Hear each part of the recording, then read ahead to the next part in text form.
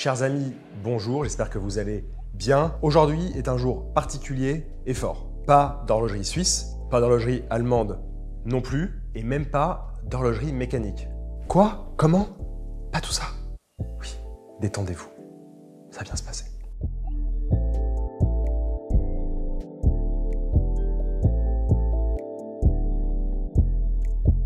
Oui, aujourd'hui nous parlerons quartz, un quartz qui a inspiré de nombreuses personnes pendant quelques décennies et une icône reconnue dans le monde entier. Entre des designs reconnaissables parmi mille et des innovations technologiques à l'intérieur, nous allons découvrir ce qui fait l'unicité des montres G-Shock. Et d'ailleurs, je tiens à remercier du plus profond du cœur Maxence, qui est un collectionneur de G-Shock assez réputé en France, et d'ailleurs à l'international également, et qui nous a prêté, comme vous allez voir dans cette vidéo, un nombre complètement fou de montres G-Shock, des premières montres jusqu'aux plus récentes, en passant un peu par toutes les pièces qui ont compté dans l'histoire de G-Shock. Merci Maxence. Même si aujourd'hui G-Shock doit être perçu comme une marque à part entière, on ne peut pas expliquer sa croissance sans expliquer l'histoire de Casio dont elle émane. Casio Seisakusho, c'est le nom de l'entreprise fondée par Tadao Casio en 1946 à Mitaka, qui est une ville de la banlieue ouest de Tokyo. Dans son entreprise naissante, on s'occupe surtout de pièces pour microscope et d'autres pièces pour les moteurs de manière générale, mais absolument pas de montres en vue. Toshio, un des frères de Tadao, récolte alors une importante somme d'argent pour développer ce que vous connaissez très bien chez Casio, à savoir les calculatrices électroniques. C'est chose faite en 1957 avec la calculatrice 14A qui pesait juste 140 kg, donc pour la mettre dans sa poche, c'est pas tout à fait encore au point. Des années de développement et d'amélioration mettront évidemment ces calculatrices dans nos poches et même dans nos poches les plus petites. Et ce que je veux vous dire, c'est que entre ces calculatrices et ces imprimantes, allait bientôt naître la montre chez Casio.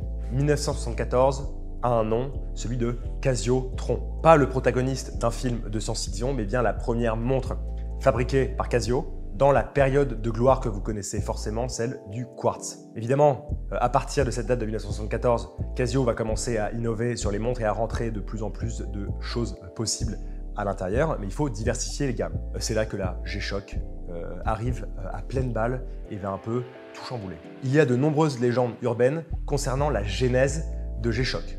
Ce qu'il faut savoir, c'est que, a priori, Kikuo Ibe, qui est alors un ingénieur chez Casio, au début des années 80, il fait tomber la montre qu'il porte. Sa montre vole en éclats alors que la hauteur n'était pas très importante et surtout, c'est l'émotion qui est forte chez Kikuo Ibe parce que cette montre, elle lui avait été offerte par son père.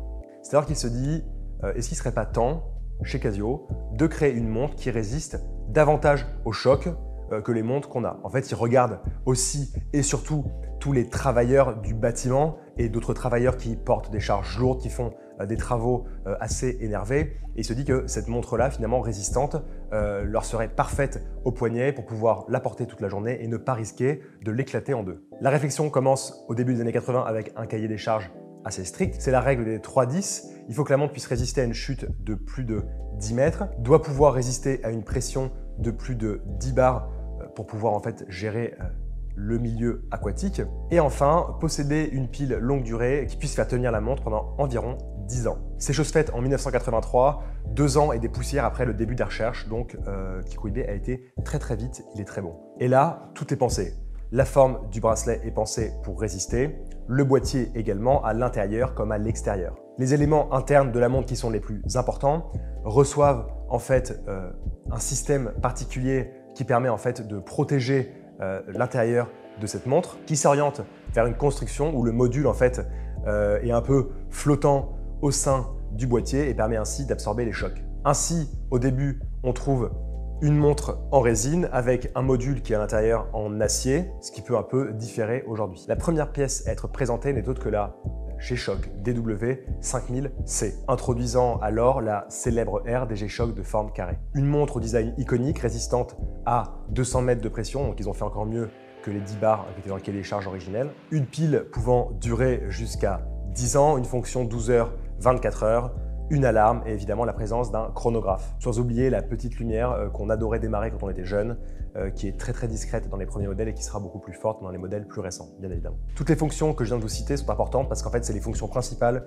qu'on va retrouver sur les modèles actuels. Sur la première montre DW5000C, l'élément le plus reconnaissable, c'est vraiment la trame fil rouge autour du cadran et ce motif brique absolument reconnaissable et qui fait qu'on apprécie beaucoup cette première pièce. Évidemment, ce motif brique et cette trame rouge, on les retrouvera sur des rééditions un peu plus tard. Après vous avoir présenté la genèse de G-Shock, on va maintenant vous parler, depuis cette année importante de 1983, les développements importants et les innovations techniques qui se sont produites chez G-Shock. À la fin des années 80 et surtout dans les années 90 qui vont suivre, on trouve des innovations magnifiques. On pense en 1989 à la première GS avec affichage analogique, donc qui utilise des aiguilles. En 1992, la première G-Shock est équipée d'un capteur de température, donc un thermomètre. Et 1993 marque un tournant important dans le cœur aujourd'hui des passionnés de G-Shock parce qu'on présente la célèbre Frogman. C'est tout simplement la première montre de l'histoire chez G-Shock à recevoir la certification ISO pour une montre de plongée et qui marquera beaucoup par son design reconnaissable parmi mille et les innovations qu'on va y mettre par la suite. D'ailleurs, c'est dans cette Frogman qu'on trouve ce qu'on appelle le Dive Mode qui permet de donner beaucoup d'informations sur la plongée, notamment pour en donner les temps importants et permettre ainsi de calculer ses paliers de décompression.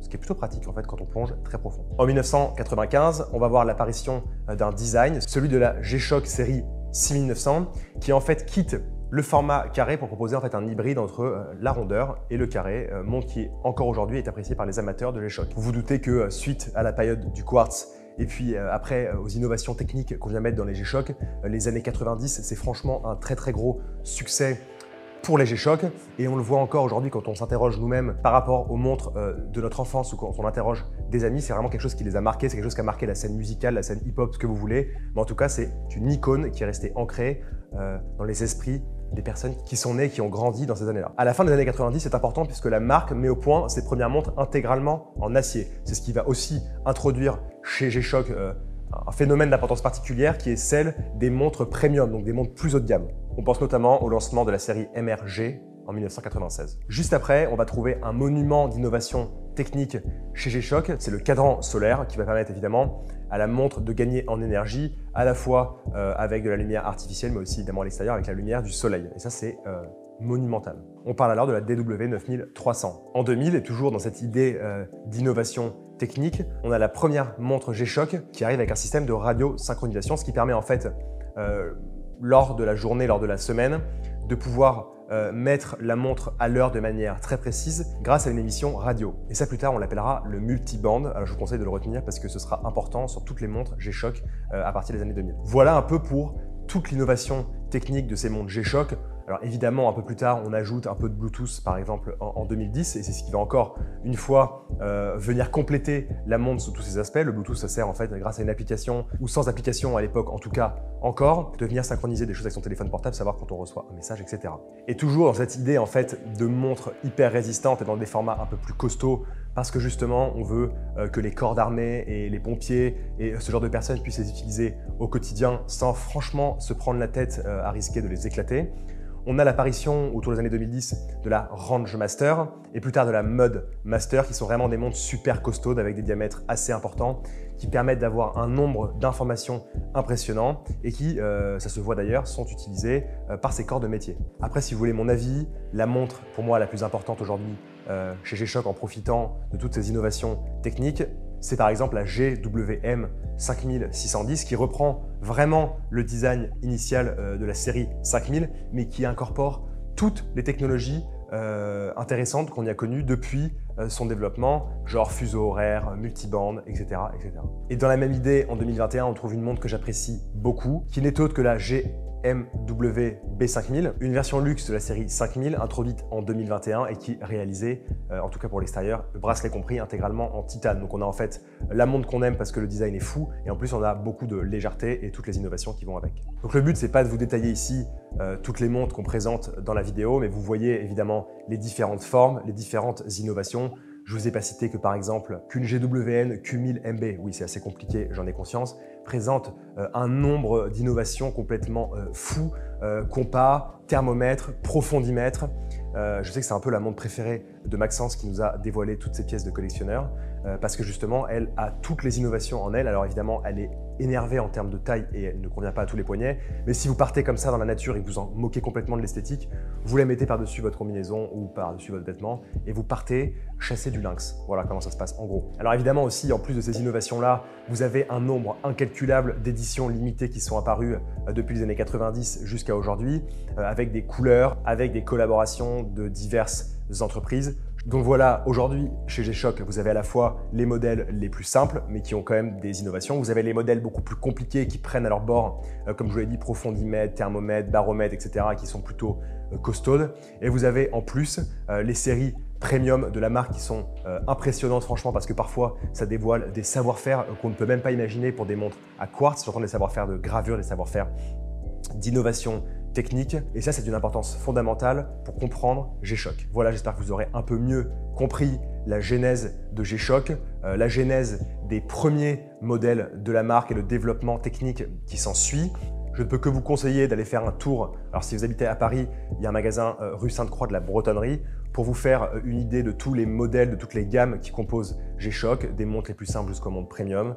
Voilà, c'est un vrai petit plaisir. On se balade dans la boutique, il y a plein de montres partout, des éditions limitées, des éditions compliquées, des éditions simples. Voilà, si vous passez devant, n'hésitez pas à aller faire un petit coucou, c'est toujours plus sympathique. Mais je sais de toute façon que parmi les lecteurs d'Érabilleur se trouvent beaucoup de personnes appréciant ces montres. Un gros merci en tout cas à Maxence et à G-Shock pour l'apport de toutes ces pièces absolument magnifiques. N'hésitez pas, si la vidéo vous a plu, à mettre un petit commentaire et un petit pouce positif. Et on se retrouve très bientôt pour une prochaine vidéo. Je vous aime beaucoup, merci.